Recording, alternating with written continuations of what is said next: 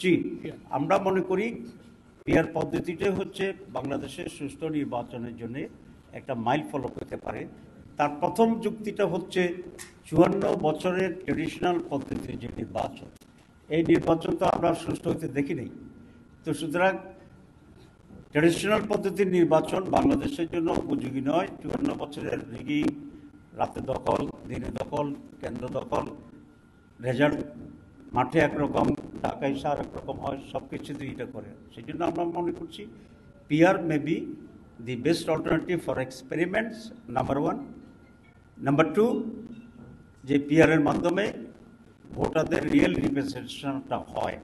Traditional পদ্ধতিতে আপনারা দেখেছেন যে 49 কেউ পেল, কেউ 51 পেল। 51 বিজয়ী, একেবারে সুস্থ নির্বাচন যদি আপনি করি। আর 49-এর যে ভোট, এই ভোটের কোনো ভ্যালু এখানে থাকে না।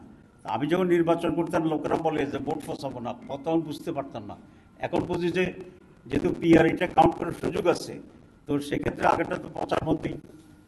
আর পুরো হোল কান্ট্রি যে পরিমাণ সমর্থন মানুষের আছে একটা ন্যাশনাল নির্বাচনে বলুন, রিপ্রেজেন্টেশনে বলুন, পার্টি বলুন, সব জায়গায় তো পুরো জাতির ভিতরে তার পজিশন কি, দ্যাট ইজ দি ইম্পর্টেন্ট, এবং সেটা রিফ্লেকশন হবে।